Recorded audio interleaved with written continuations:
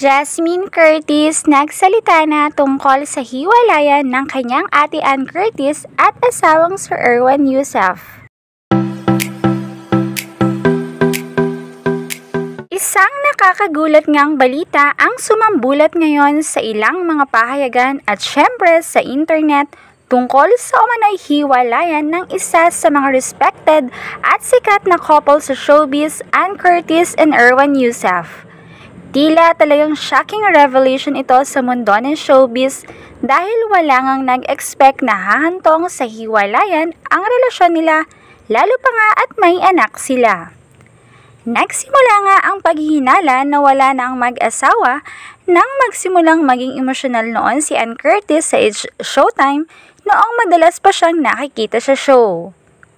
Sa segment nga ng Especially For You ay talagang hindi naiwasan ni Ann ang humugot.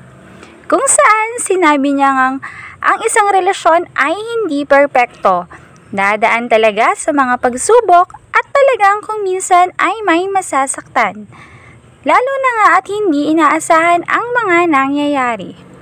Dagdag pa niya ay masakit sa isang relasyon ang bumitaw pero minsan ito ang magpapalaya sa iyo sa sakit na nararamdaman mo. Samantala, ay lalo pa ngang nakumbinsi ang taong bayan na hiwalay na nga ang dalawa nang mag-post na ito ng isang cryptic post tungkol sa hiwalayan. Ayon nga rito ay being alone will always be better than being with someone who doesn't value you who you really are.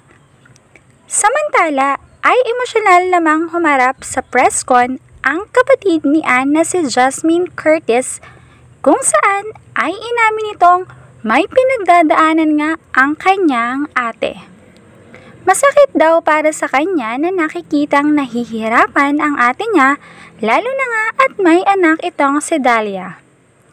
Sobrang close daw nila kaya naman lahat ng nangyayari sa pamilya nito maging sa relasyon nito sa kanyang asawa ay alam niya.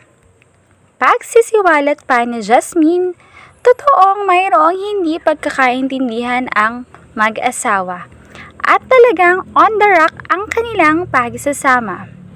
Basta, ang masasabi lang daw niya ay walang ginawa si Ann na dahilan para masaktan siya ng ganon ng kanyang Kuya Erwan.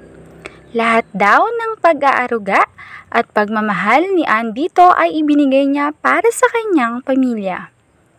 Ayon pa nga dito, bilang respeto sa kanyang ate, ay hindi na raw siya magbibigay pa ng kahit anong impormasyon o magsisiwalat kung ano ba talaga ang naging dahilan ng hiwalayan ng mag-asawa. Sa ngayon ay tanging ang masasabi lang niya ay nasa poder ng kanilang mommy si Ann, kasama ang anak nitong si Dahlia. Palagi naman daw siyang bumibisita rito after ng kanyang trabaho. Panawagan naman ni Jazz ay prayers for her ate, especially sa mga fans nitong patuloy na nag-aalala sa kalagayan nito.